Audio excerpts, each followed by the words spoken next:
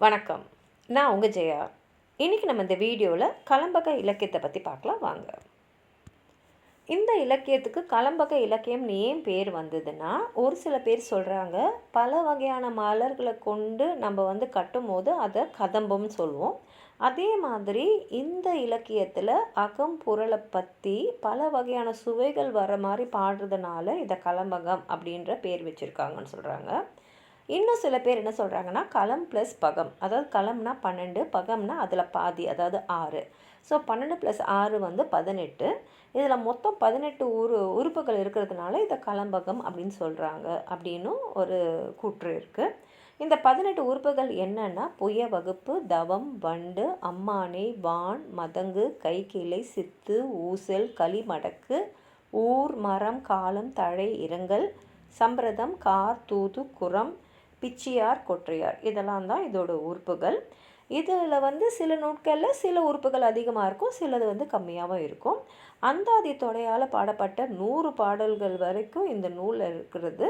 இந்த நூலில் பார்த்திங்கன்னா ஆசிரியப்பா, கலிப்பா, வஞ்சிப்பா, மருட்பா, தாழிசை, துறை, விருத்தம், மடக்கு, இந்த மாதிரி பல வகையான யாப்புகளும் வரும். இதோட பாட்டுடைய தலைவர் யாருன்னு பார்த்தீங்கன்னா, ஒன்று தெய்வமாக இருக்கும், இல்லை மக்களில் சிறந்து விளங்குவரே இருப்பார். இது அகம்புறம் 2 துறையிலும் கலந்து வர போட்டிருந்தாலும் நிறைய அகத்திணை தான் இருக்கும், புறத்திணையும் இருக்கும், அது சிறுபான்மையாக தான் இருக்குது.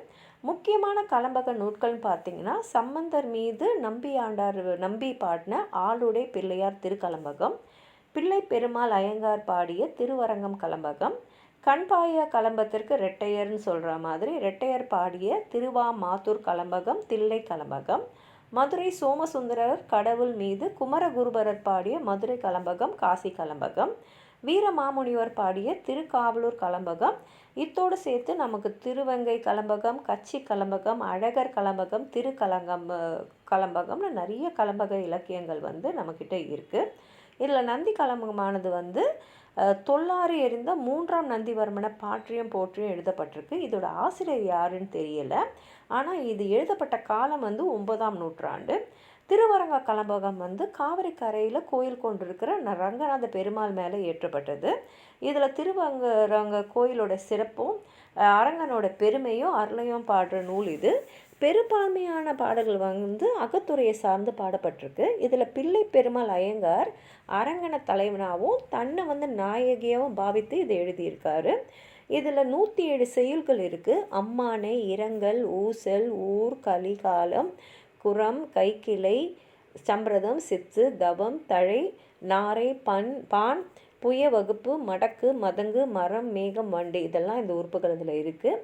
அகப்பொருளுக்கு முக்கியத்துவம் கொடுத்து இது பாடப்பட்டிருக்கு.